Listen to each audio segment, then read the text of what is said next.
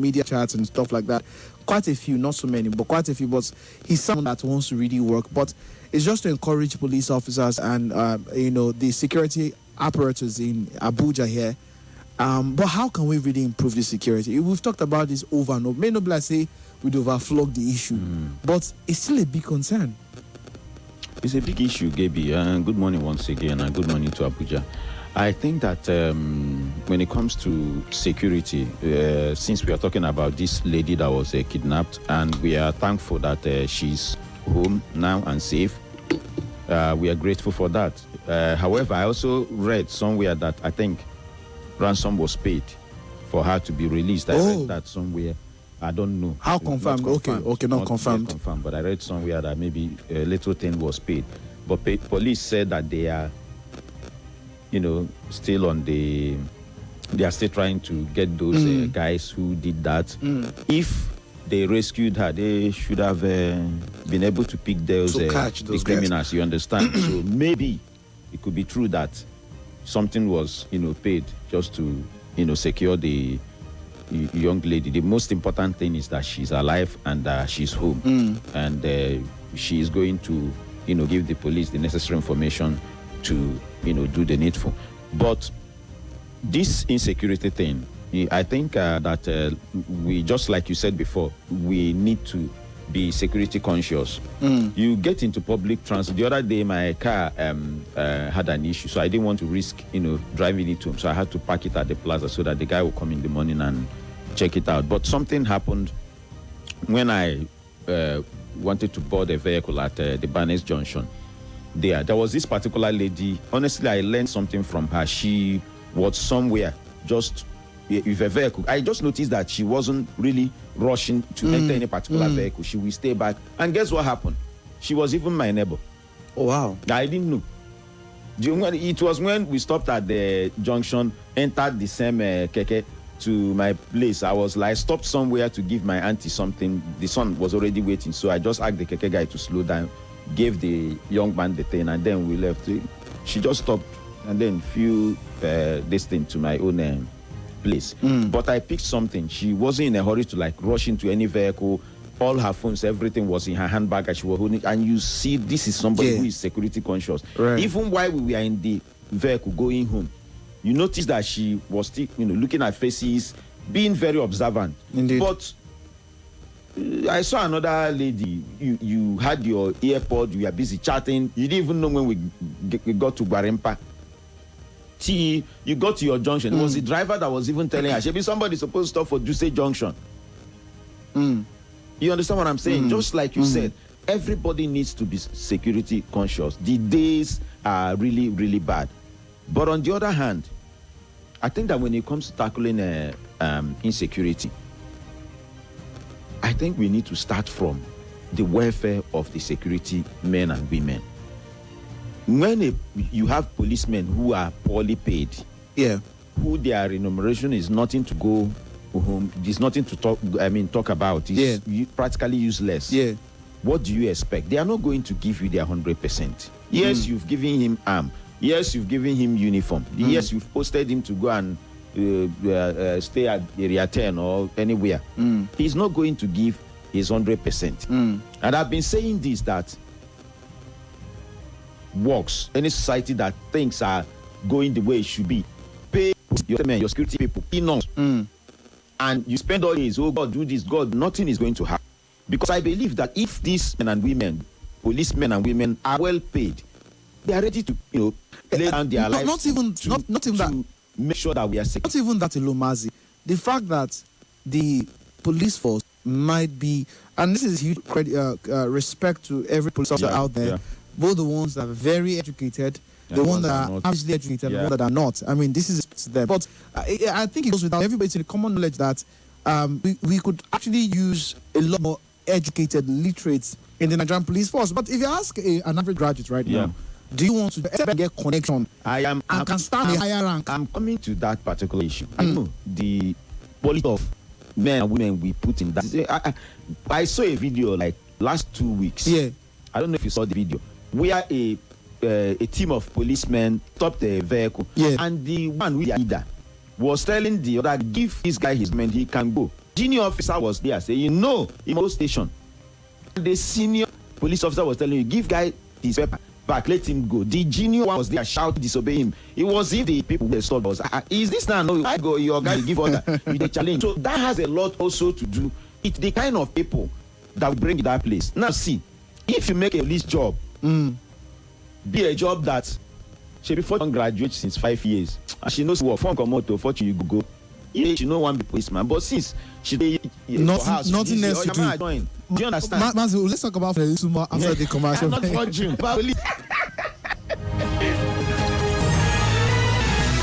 More talk, news, sports after this.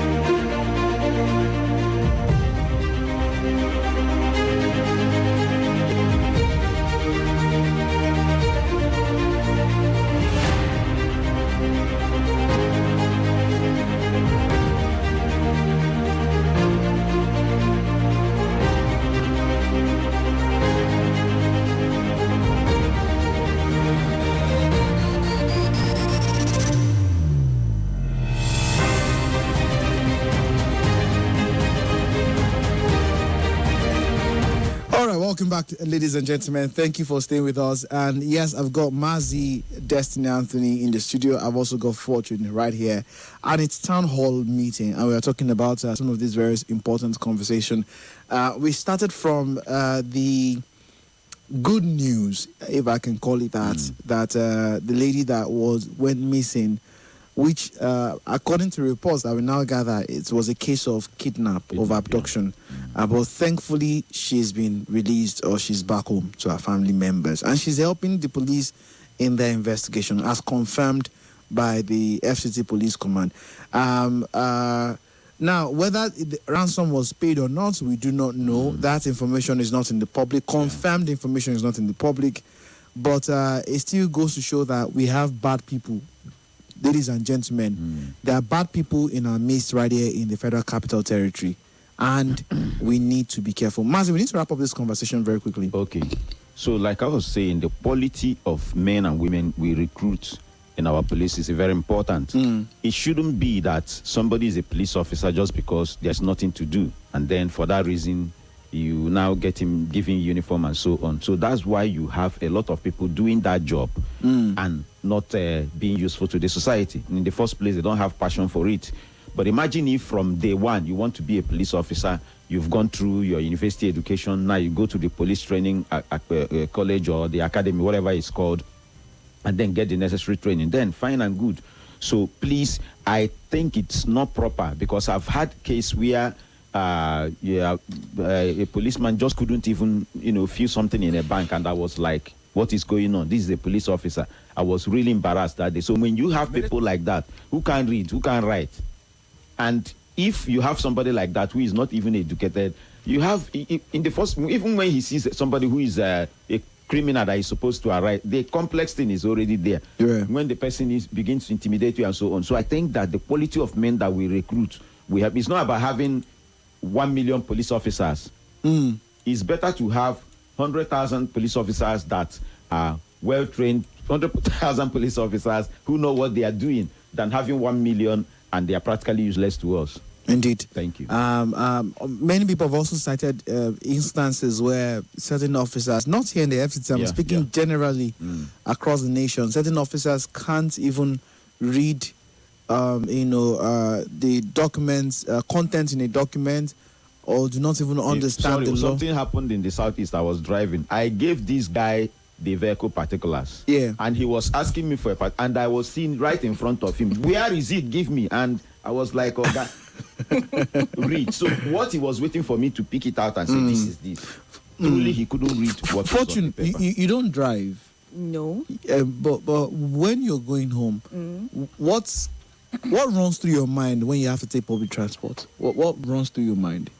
Okay, so most of the time I'm scared because of one chance, especially. I'm very, very scared.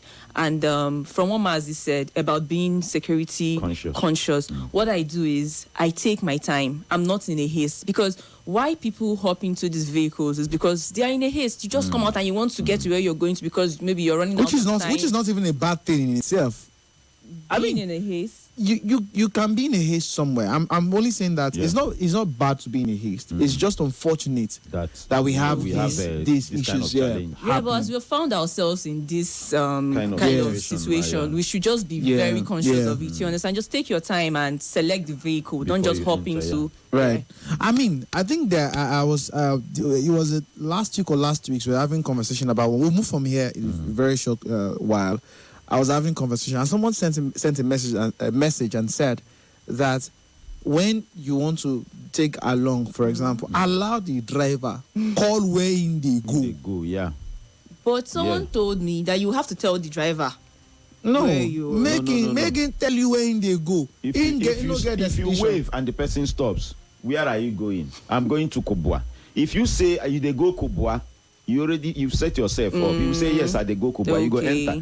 But when you wave, if he stops, where are you? Ask him. If he says I'm going to next cash and carry, if that is your route, the drivers that are out to do business, they even get different hand sign. True. You know, this left hand. This you see this left hand.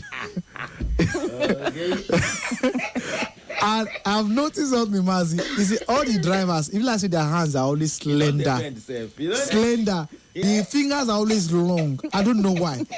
And you see this wrist, I think in the night, the wrist they always do that. So whether now like this, driver, we love you. I wish. I think we're streaming on YouTube, so you can watch us in the studio. Whether like this, so you have the hand sign, and some I don't understand the hand signs. I don't know which is which, so I still rely on. When I was in Aba, there is a way this Port Harcourt, if you want to go to Port Harcourt from Port Harcourt Road, then there's a way they will point. You know that is Port Harcourt. There's a way they will point. You know, it's not like it's like a load or something. Yeah. So one day, one woman said, "Why are you pointing? They want to take me to her."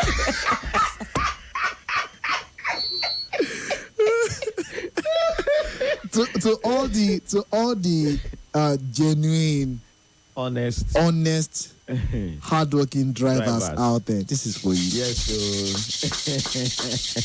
so that is for you. To all the ones out there who go out in the morning, start their car, and pray to God to make a living for the family, right? Make money to take care of the family, and go out there, do an honest job. The ones that will see customer, forget phone, forget purse, pick the call and return the phone, return the purse. This is for you. Thank you. That is for you, all right? The ones where now don't talk, say, we're not going to get peace of mind for Abuja. My God in heaven will make them. Police, FCT command police will catch you. Now one day. Will catch you. Amen. He say. Will catch you. For those people that say that will not have rest of mind in Abuja, they will catch you. Your cup goes soon full. It goes soon full. It don't even already full. It don't full. It don't already full. Anyways, let's move on. Yeah. This one is another very, very critical matter. Just last month, one of the two, I think it's last month, story broke that the FCT teachers were going on strike again. And thankfully, I think that issue did not last up to 2 weeks or 2 or 3 weeks.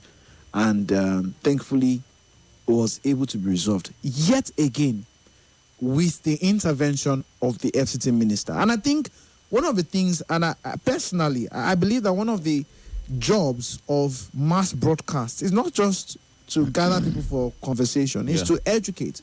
And one of the things we've tried to do over the weeks and months is to let you know that certain things are certain people's responsibility primarily. True. I do not know exactly what the problem is, but I see all of our area council chairman in Abuja, very minimal information or communication from them about the strike. Nothing is said. Nobody is questioning anybody. Ibla say, these guys are just doing their own thing and we are doing our own. But be that as it may, the FCT minister, Wike, has decided to move a little beyond that. And he has decided that, okay, you know what? We are going to take a certain percentage of internally generated revenue from area councils and keep that money so that we can pay teachers. It's at about 6 billion naira or so, if I'm not mistaken, that have been owed to primary school teachers right here in the Federal Capital Territory. I don't know how that debt got to that. I think it must have been over the years. It will also be quite unfair to say that debt started with this crop of area council chairmen. That would not be fair to them. However, it be like when you are driving a car, your friend's car, that the papers have expired. They can't catch you. They can't catch you. You say no, it's not my car. Now you. Now who they behind steering? Now you commit the offense. Or they plant waiting to suppose not your car. Your car. So the point here is this: they are the ones on duty, and they are the ones that we're going to look at. But I've got an audio of the FCT minister speaking about this particular issue. Let's listen to the FCT minister for a bit, and we'll come back and talk about whether if this is a good move. Some people are already opposing it and saying this is not proper. How can you deduct? Is there a proper legal backing to this? Is that... All right, so let's listen to the FCT minister first. in every month, when our IGR comes, after deducting 10% that goes to the area council, and 5% that goes to FCT IRS for the collection, right? The remaining money, I sit down. I said, can we have all the projects we're doing? Education, how much are we going to pay now? We'll pay 5 billion. Health, how much are we going to pay? We'll pay 3 billion. Infrastructure, pay 20 billion. Right? So we always share. This one goes to roads, this one goes to education, this one goes to health, as the case may be. This one goes for sanitation, which we pay every month. So we make sure that every month you remove 1 point something billion for waste that goes to the contractors. So when you say we take 10% of IGR to pay contractors, how can that be? The 10% we are not to pay LEA teachers. See what I said there. So I said the teachers are on strike. Right. The area council are owing so more than 60-something billion, and we say we have to come to the aid. Okay. We are bringing 2 billion naira as like helping the area council. Right. Now they are getting 3 billion from IGR of us. We say, look, what have you been doing with our IGR we have been giving you that you have not been paying teachers? Therefore, this 10% won't be going directly again now to you. We have to set up a committee that will make sure that teachers and all are paid the money that you are owing them. All right, that was the voice of the FCT minister in his latest media chat with journalists. And you heard they were asking him some questions around the 10% and seeking clarity around it, and he provided that clarity. I don't know, Mazi. First and foremost, let's establish, is this a good move? I have my opinion. And I think I really want to share my own opinion, but you let me know what your own opinion is. Yeah. I think it's a good move from the FCT minister. I think this is one of such moves that the FCT minister should be applauded for. True. If you ask me. Because, and it would lead to the other question, because why do we have area council chairmen, all 6 of them, that are non-responsive to this particular matter? What exactly is going on? What exactly is being covered up that this something as abysmal as this is happening and there's no repercussion? These people do not have immunity. And this is not reading Riot Act. But for something, is it that we do not understand the gravity of these kind of occurrences? So 2 questions in one. Is this a good move from the FCT minister? Number 2, why is there nothing said? Nothing said from the FCT, the area council chairman, nothing said concerning them. The FCT minister, in his speech, we just listened to, alluded to the fact that these guys are owing teachers.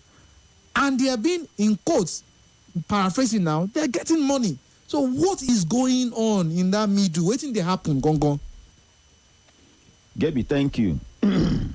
Number 1, I want to just thank the FCT minister, Wike, for that move. It's a good one.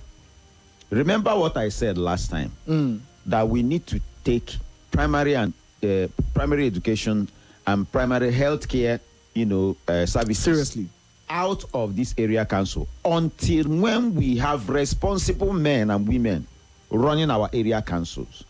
That's what I said. On this platform, I've been advocating for the scrapping of area council system in FCT. It's not working. It means we'll not have a local government system. It is not working because we have a system. We are just funding a system that is not useful. And can you plant a tree that, let's just say that it will take from the day you planted it from the day of germination, like in 3 years, it should be giving you some fruit. And this tree has been there for 5 years, 6 years, 7 years. What stops you from cutting it down and planting a fresh one? Instead of wasting resources. But wouldn't that be chopping off a head because of headache? You know that under FCT, I think it's the National Assembly that makes laws for FCT, since we don't have state assembly here. Yes. I expect that the National Assembly should do the needful. If they need to tamper with our constitution to let these men go, so that you have arrangement where if this primary and secondary education were to be under FCDA or the FCT administration, we won't have this issue. Because if you have a minister who is constantly intervening, who knows the importance of primary education and primary health care, they are trying to pay these people. It's better that we leave these two very critical sector under his care. Because, okay, the other day I told you that the problem is not funding. Why these people are not paying? I went to Wuye Market over the weekend. Haven't you been there? Have you not seen that the new thing that they are building? Yeah. That will cost you billions. So the issue is not money. As I'm coming, I saw those boys out there collecting revenue. The issue is not money. They have the fund. But you see, for as long as you have people who don't know value of something, they are not going to put money in it. The other former governor of Anambra State, who when he said when he was governor, their whatever education was backwards, he came in, paid teachers, paid arrears, and did everything in order to bring up the level of education he had in his state. He did that because he knows the importance of education. But when you have people who don't care, just like we say in the local park, we no send. What do you expect? So I thank Mike for doing that. And he should not be taking this amount. That he needs to take more from them. Okay. They are not supposed to get the one that they are generating in market and on the road is enough for them. Since they are not doing anything, what do you mean that a primary school? Now they just want to close the primary school system. Let us know. Let everybody go to a private school. That is what it means. They are owning, and now that they will accumulate more. The next people who are coming now will still have another change. Let's tamper with our constitution in FCT. I'm talking of FCT. I'm not talking of the entire Nigeria. Okay. Because I believe that there are states where area council chairmen are still responsible and they are doing their job. In All right. FCT, they are not useful to us. Okay. You can join us in the conversation right now. What you think about this particular matter? Do you think that it was a good move by the FCT minister to get this 10% from the IGR of area council so that teachers can be paid their arrears?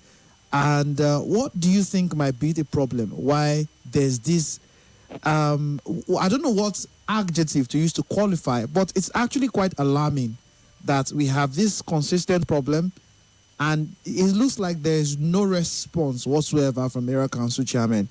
What could be the reason? All right, let's take some calls here. Good morning. Good morning.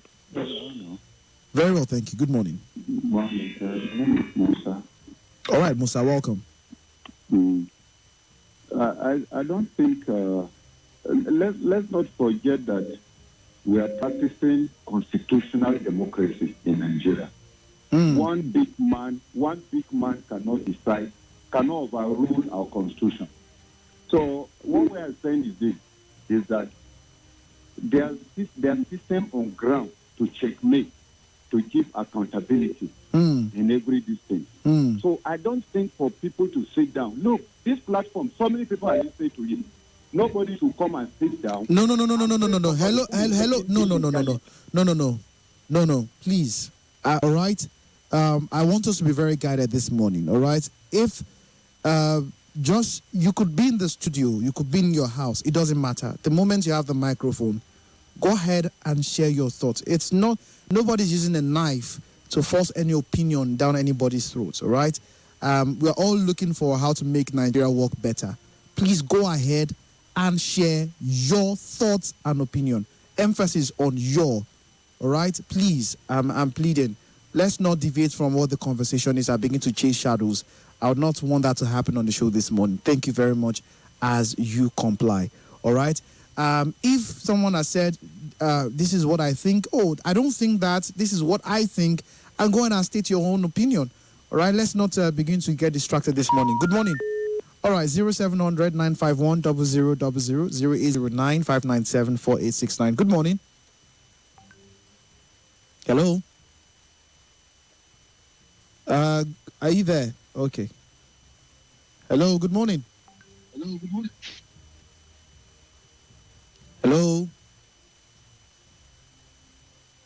Hello, good morning. Yes, good morning to you. Good morning, welcome. Can you hear me? I can hear you now. Okay, good morning, gentlemen in discussion. Gabriel, even though No, I don't. What's her name? What's her name, sir? What's her name? What's her name? Ministers in this is. Ah. Hello, can you hear me?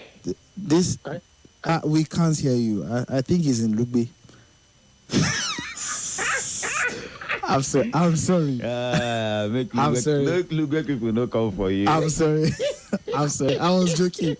Now, unfortunate, cause I'm pressing bullets. Go eat now. What is now get it? Now get it over Lugbe. All right, I'm joking, please.